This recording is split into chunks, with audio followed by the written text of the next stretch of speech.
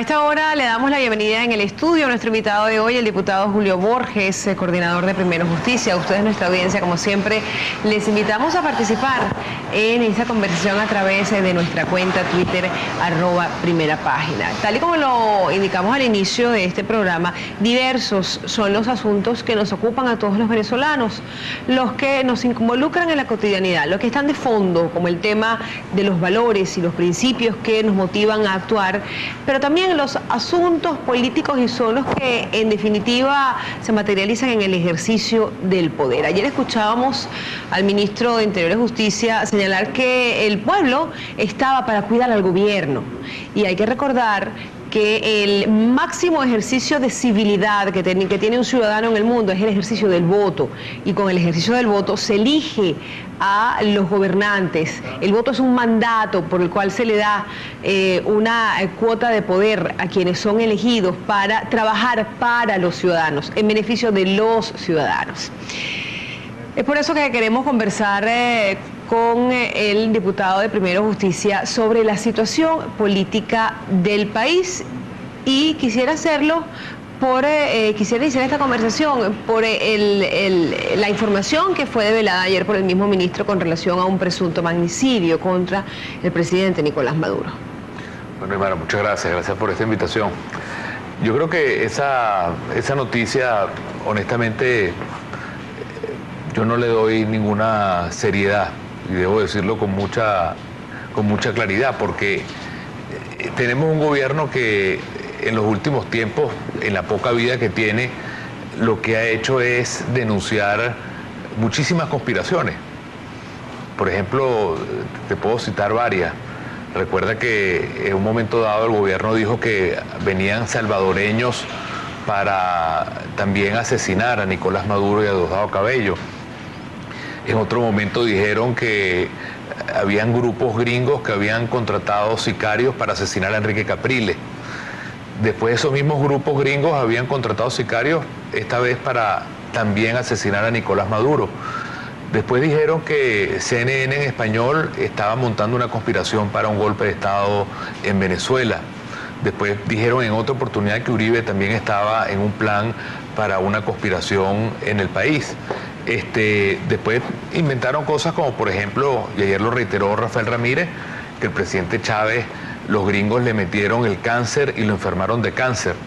Después el propio Maduro dijo que a él también corría peligro de que le inocularan cáncer también. Después viene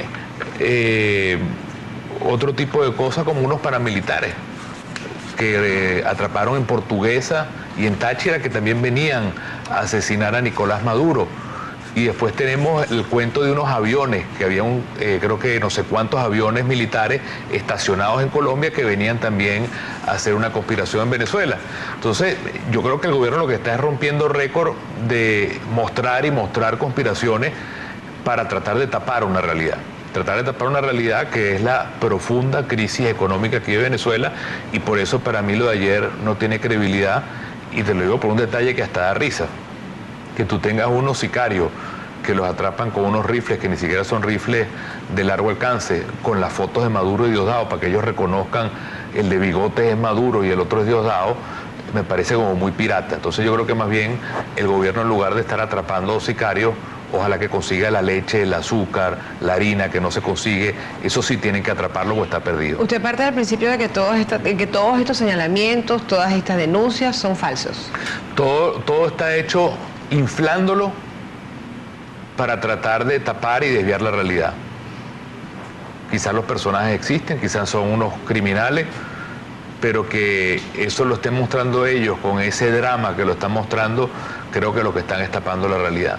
Y creo que más bien nosotros tenemos que pedirle seriedad al gobierno, y yo creo que la historia lo demuestra. En los últimos meses han mostrado más de una docena de conspiraciones y de intentos de asesinatos, y al final no ha llegado a nada. Yo creo que esto es de nuevo un nuevo capítulo para tapar una crisis, quizás la peor crisis que ha vivido nuestro país en su historia. ¿O están ejecutando una estrategia que le dio rédito al presidente Chávez en vida, lograr el fomento de esa conexión emocional con el ciudadano que emocionalmente ejerce su derecho al voto? No lo creo, porque para que eso exista tiene que haber un lazo emocional. Y en este caso no lo hay. Yo creo que más bien el pueblo está profundamente descontento de la manera como Nicolás y su equipo han manejado la crisis económica. Su única respuesta frente a la crisis económica es subir los precios. Ya vimos hace pocas horas, de un solo guamazo subieron 25% harina de maíz, pasta, harina de trigo. La inflación ya en algunos productos en estos meses ha alcanzado el 100%, es decir, en pocos meses han habido productos como el ocumo, como los huevos, como la carne, que ya han llegado a 80 y 100% de aumento de los precios. De manera que yo creo que se trata simplemente de un gobierno que no sabe cómo manejar la crisis, una crisis económica que él mismo creó cuando devaluó el bolívar hace 6 meses, y que simplemente está viendo cómo tapa, cómo distrae, cómo el país voltea, y se trata de distraer y de olvidar de la crisis profunda que tiene. Y eso es algo que nosotros tenemos que exigir y poner al gobierno más bien a que la crisis real, que es la crisis del bolsillo y del golpeo que tiene el bolsillo de nuestra familia, sea resuelta. Eso es lo más importante. ¿Cuál cree usted que debe ser en un sistema democrático el rol de la oposición? El rol de la oposición tiene dos cosas muy claras.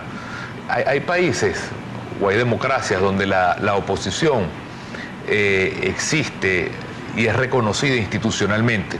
Es decir, es como dos caras de la misma moneda. Existe oficialmente el gobierno, pero no se concibe que no exista gobierno sin oposición. Es como el alter ego, noche y día, blanco y negro, las dos tienen que existir. Y el rol de la oposición es muy importante porque es como una especie de guachimán que está pendiente que la gestión del gobierno se lleve apropiadamente, que pueda prender las alarmas, que pueda hacer denuncias, que pueda tener poder legal para también investigar, para poder en un momento dado meter la lupa en los casos donde piense que se están manejando mal las cosas. Y al mismo tiempo, en base a esa crítica que tenemos que hacer nosotros, también proponer ideas y proponer de alguna manera un sueño distinto para un país, para que cuando vengan esas elecciones que tú mencionabas, la gente sepa que puede soñar con nosotros un país distinto. Y de eso se trata. ¿Y usted cree que en este momento la oposición venezolana está desempeñando su rol tal y como usted lo ha descrito? Bueno, lo que pasa es que en Venezuela no estamos en una democracia normal. En Venezuela estamos en una democracia enferma, en una democracia no que gobierna, sino una democracia gobernada, en una democracia que está lamentablemente atada, y por eso nuestro papel es de resistencia, es de lucha, es un papel en el cual no estamos en un país donde haya justicia, sino lo que es la ley de la selva, la ley del más fuerte, y en ese sentido nosotros estamos cumpliendo nuestro papel, sabiendo que el reto nuestro es vencer democráticamente a un sistema que ya no es democrático en Venezuela. Hay un elemento que deviene de la cotidianidad en este momento, pero que pareciera formar parte de un entramado que apunta hacia el objetivo que persigue el gobierno, que es la promoción de la habilitante. ¿Observa usted viabilidad en que proceda la investigación contra la diputada María Corina Machado, tal y como lo anunció la gobernadora de Falcón, Estela Lugo, y que se allane su inmunidad para darle paso así a ese diputado 99 que está buscando el gobierno para aprobar la habilitante? Bueno, fíjate tú, varias cosas. Yo creo que ayer mostrábamos una encuesta, te la tengo acá si quieres verla después con detalle, que está recién salida del horno. Hay varias que están recién salidas del horno. Hay varias que están recién salidas del horno. Bueno, esta la ordenamos hacer nosotros por el tema del habilitante, precisamente. Y demuestra de nuevo la sabiduría de nuestro pueblo. La gente dice, mira, nosotros queremos mayoritariamente una asamblea que el foco de discusión sea el problema brutal de inseguridad y de violencia que vive el país, que se den soluciones a ese tema, y una asamblea que discuta el problema económico del país, el problema de la inflación, el problema de la ausencia de empleo, el problema de la falta de inversión. Y sienten que la mayoría oficialista, porque además los castigan muy fuerte, la mayoría del PSUV, está totalmente divorciada de esa discusión. Incluso una mayoría de venezolanos en esta encuesta, no te estoy dando mi opinión, sino la opinión de los venezolanos a través de esta encuesta, piensa que un habilitante en este momento no tiene ningún sentido. Y que la única razón de ser en este momento de tener medidas extraordinarias es para resolver el problema económico. Y eso tiene sentido. O sea, aquí nosotros, si el gobierno fuera un gobierno que convocara al país y le dijera, miren, Vamos a ver cómo entre todos podemos hacerle frente al brutal problema de inflación y de costo de la vida, al problema de la escasez, al problema de que no se está generando empleo. Eso amerita que podamos todos apoyar medidas para salir de ese hueco. Pero que el gobierno venga a decir que quiere medidas extraordinarias con la crisis de inseguridad y económica y que quiere esas medidas más bien para combatir la corrupción, cuando tiene todos los fiscales, todos los jueces, todo el Poder Judicial, toda la mayoría en la Asamblea, a mí me parece que eso es una burla. Al final lo que quiere es meter miedo, y este caso de María Corina, como bien lo dice ella, es un guión que lo que busca es calcar el mismo modelo cubano de meter miedo para tratar de aniquilar políticamente a los adversarios, pero yo creo que lo que hemos demostrado es que ni nos callan, ni nos van a callar, ni tenemos miedo y vamos a seguir adelante. ¿Era predecible en época electoral que se presentara una denuncia como esta si la comparamos o si comparamos el contexto en el cual se han registrado las denuncias pasadas de magnicidio? Yo creo que quizás tiene que ver con el tiempo también, tiene que ver con el tiempo electoral, y hay un tema que yo quisiera simplemente dejar colgado acá, que es que... hacia aquella cámara. Estos son... Puede continuar hablando hacia esta cámara, diputado. Exacto. Gracias. Ahí. Esto que estoy mostrando aquí en la pantalla son los twitters, digamos, la historia de los twitters del periodista Miguel Salazar. Miguel Salazar, el 20 de agosto, es decir, hace más de una semana, publicó con detalles que se iban a capturar a 2 presuntos colombianos, que se les iba a acusar de magnicidio, que iba a ser en un hotel en el estado Miranda, en Los Teques. Es decir, dio detalles una semana atrás de lo que sucedió ayer.